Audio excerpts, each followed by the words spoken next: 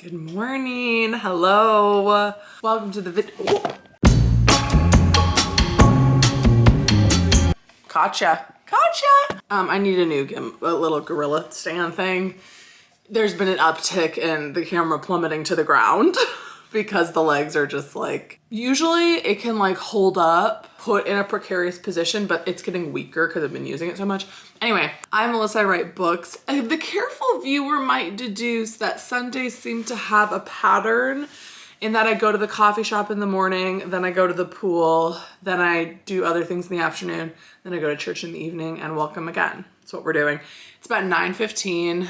I spent the morning doing my planning for the week, but also I ended up doing some like bigger picture writing planning. How long do I anticipate this revision taking, this edit taking, and like what's next after that? So I mapped out like if I do 2 chapters a day, and then at the end of each section have a day where I can read through and another day where I can prep for the next section, like I factored all of that in.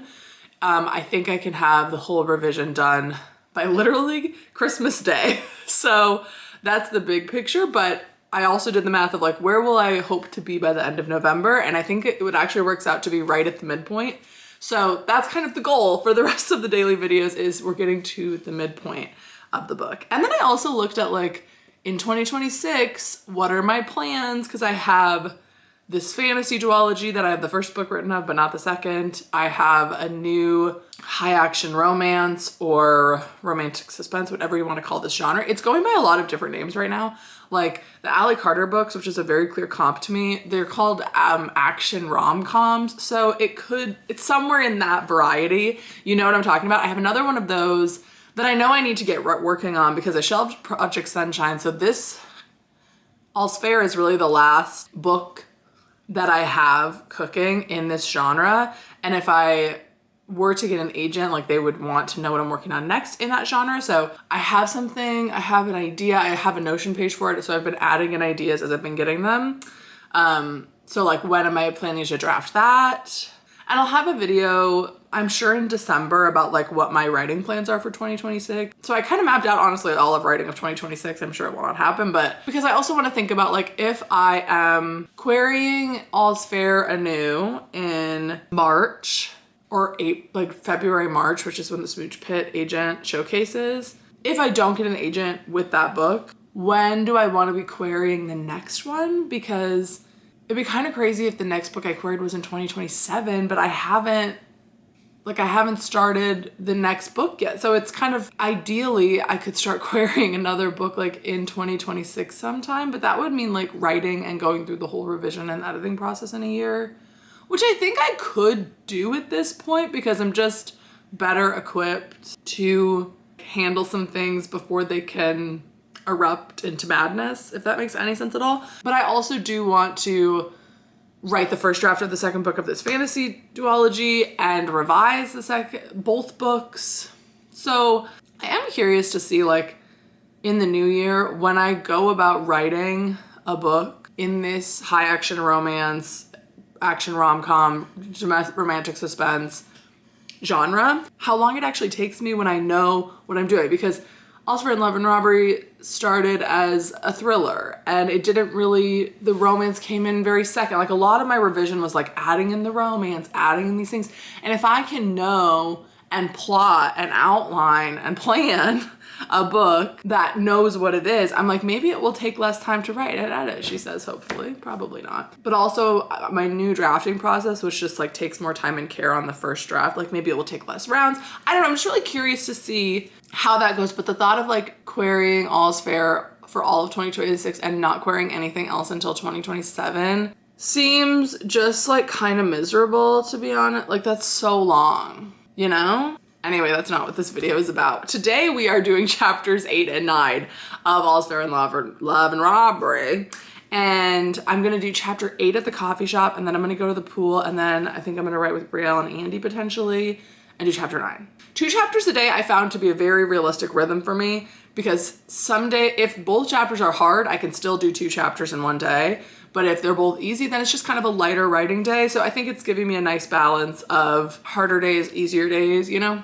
And then, so I'm gonna do chapter 8 this morning, chapter 9 when I get back from the pool, and then tonight I'm going to write some of the letters. I think I was talking about them in yesterday's video. If you're brand spanking new, we are doing daily videos in the month of November, so feel free to click on the playlist that's linked at the end of this video, or it's like right on my homepage, and go back to the beginning and watch the whole saga. We're on vlog number 16, I believe, but I think there's something like 18, I don't know. At this point, there's probably 18 videos out. I don't know. So yeah, let's go to the coffee shop. Enough procrastinating. Let's get writing.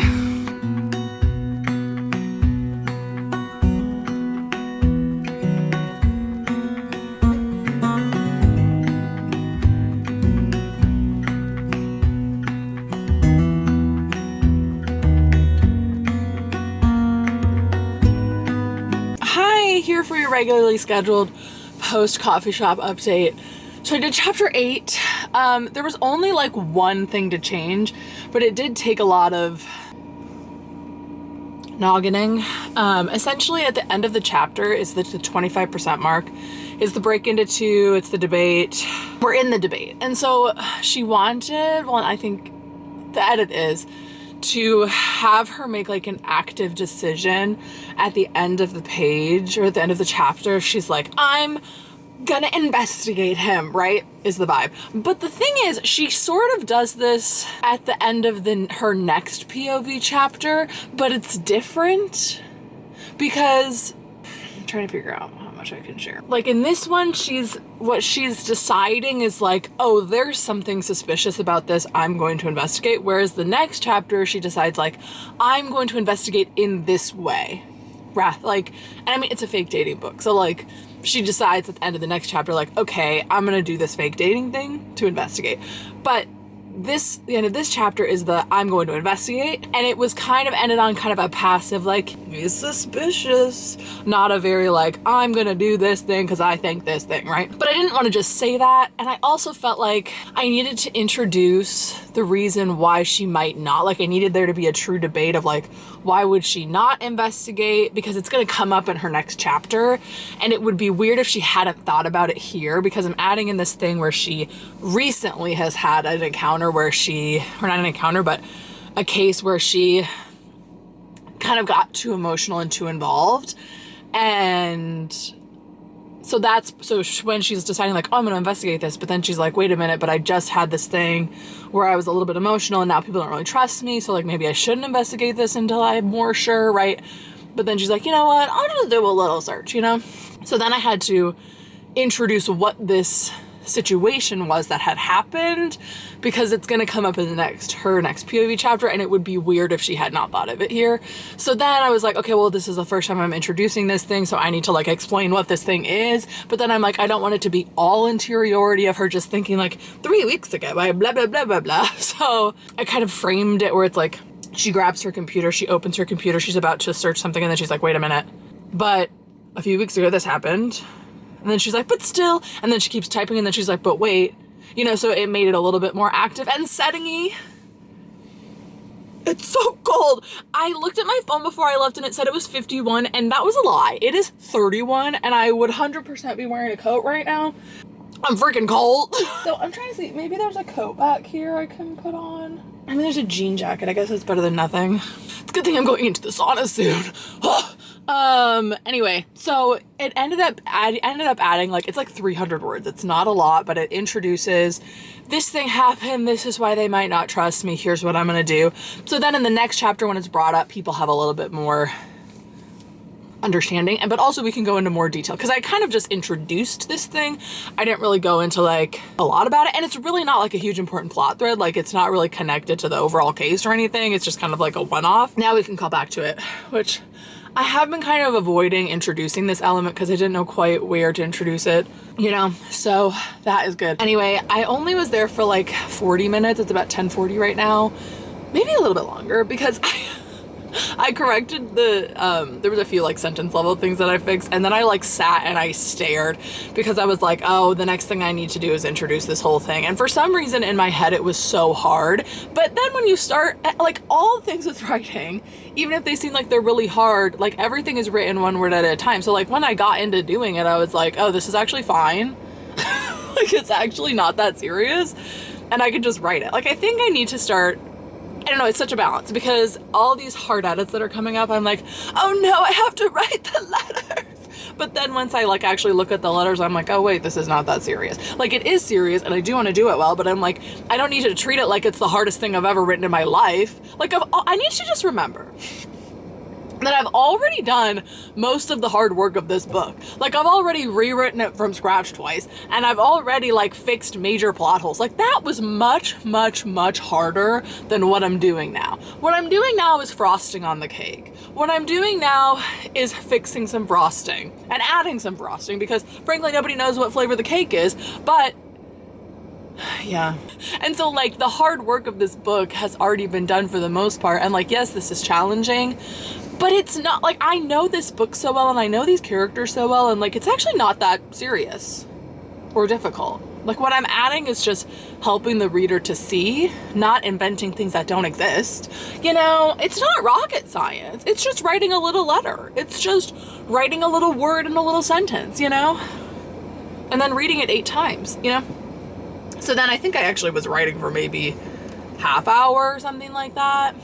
I don't know. So going to the pool, then I think when I get out, Brielle should be ready to write and do chapter 9. Chapter 9 is actually very similar to chapter 8 in the type of edits, in that it's Cal's debate, and so he has to decide. But this one's a little bit more involved because there's some, like, he's offered something essentially, and the offer needs to be more specific and happen in a little bit of a different way. But I don't think it'll be, like in chapter 8, I had to kind of invent this thing and introduce this new thing. Whereas in chapter 9, it's all there. It just needs to be tweaked a little bit. So who knows? But it's real. This is one of those chapters where it's like, a lot of the edits of the book like hinge on these 2 chapters. But yeah, I'm excited. Then I think I'm potentially going to film a 4K Q&A this afternoon. It kind of depends on how long chapter 9 takes me. Cause order of operations, chapter 9, edit the video that goes up tomorrow, which I'm guessing that both like combined, those tasks will take an hour and a half. And then I'm going to my parents starting at like 4, TBD on if there's time between I finish chapter 9 and doing the editing the video and I still have like an hour, then I'll do a 4K Q&A. But yeah, anyway, that's kind of your agenda for the rest of the day. I hope you're excited and thrilled and looking forward to it. Okay, let's go swim.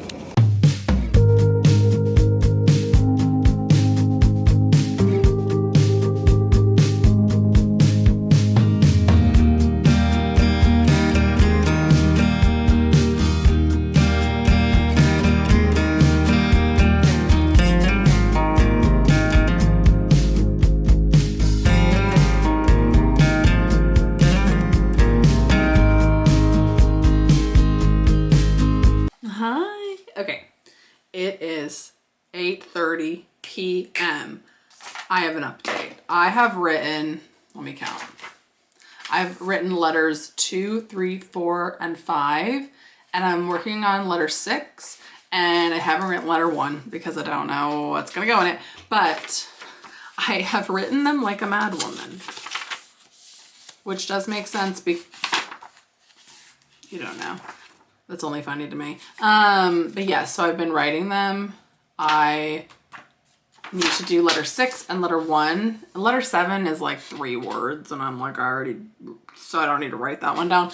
But I'm feeling good.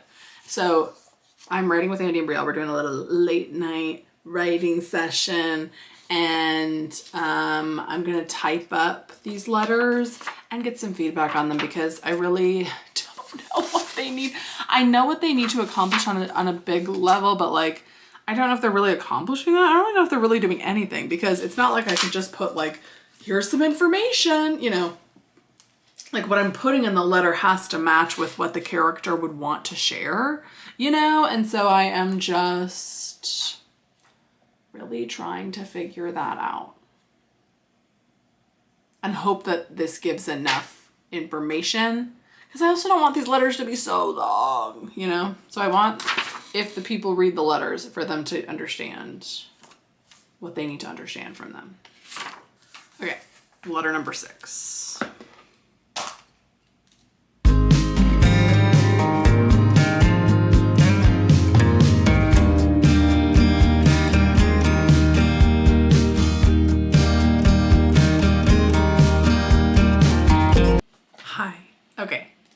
little bit of an update for you. I haven't really done anything. I started, like, I figured out how to format the letters, but not even really. I don't think I've done it correctly. But yeah, if you guys know how to format letters, and it's not like someone's like picking up and reading a letter, it's like a letter between chapters, sort of. And I got, I don't know, something for a first letter written, but it's like 2 paragraphs. It's like really not very long. It's